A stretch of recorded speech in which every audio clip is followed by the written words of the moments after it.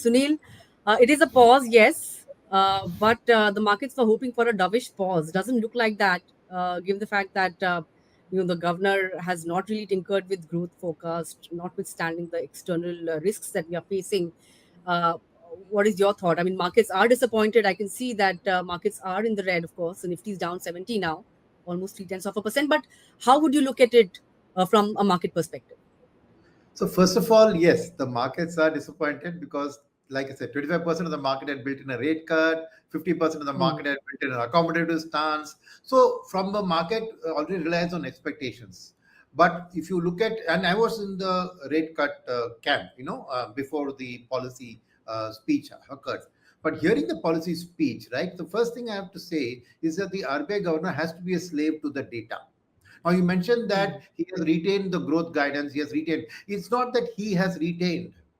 The economic data are retaining the growth forecast. It's not the governor or the MPC committee which decides on the growth, right? They look at the data. And what the data is telling them is very, very crucial. So I think if you look at it, everybody is talking about, oh, they have downward revised the inflation forecast for the current quarter, current year. But that's not it. The rate cuts and the policy stance are for the future.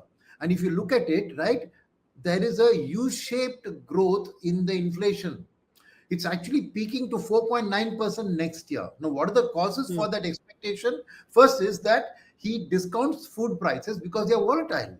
See, a good monsoon means good food prices is not necessarily a given. Take last year, for example. Monsoon has to fall at the right time in the right places.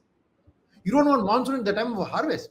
You want it at the time of sowing. Hmm. You don't want it in the cities. You want it in the villages. So just from that point of view, I think he's being very, very balanced to just say that, oh, this continuing food low prices, cannot sustain forever. And they put in a normal factor to that. And hence inflation looks at 4.9.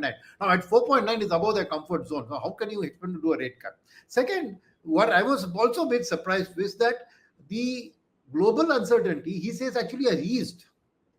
And he's Yeah. this tariff. See, the market is very near term in its outlook. Yesterday night, Mr. Trump's tweet is what impacts the market. But the governor has got a longer perspective. So he's looking at the fact that India has a 2% share of world exports, right?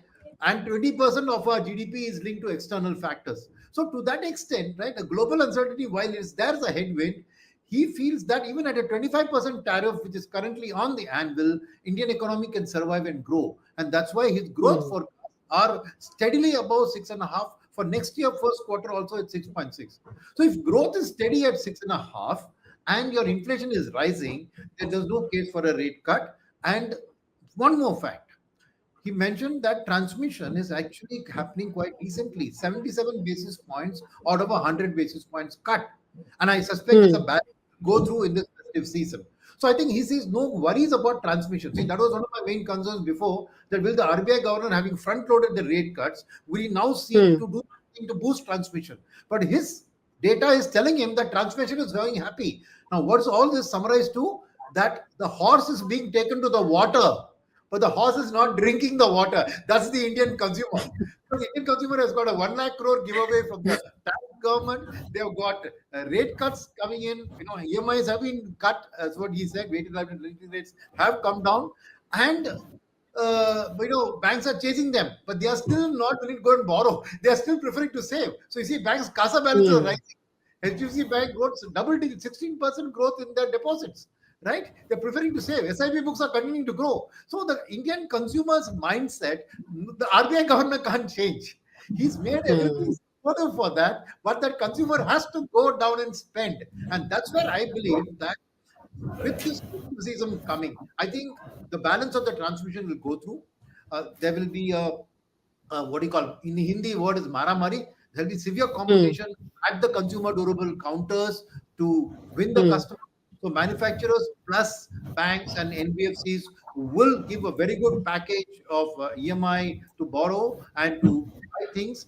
And I think that will play too. And I suspect the RBI governor thinks that, because his opening remarks were about how festive season is coming and all that. Yeah. So what Hmm. the RBI governor is saying, I've done all that I could.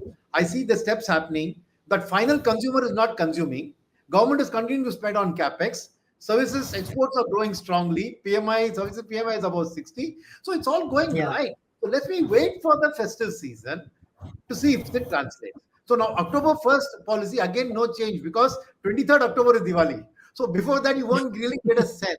So I think Yeah. the January policy, if all of these efforts fail and you still see consumer lagging, and then Mr. Trump's tariffs have come in, that's the time he will Hmm. do a think on the strategy. Otherwise, for me, next Hmm. also no rate cuts. We'll wait and observe the situation. And January, we should actually not hope for a rate cut because I want all the RBI steps to succeed and the Indian economy Hmm.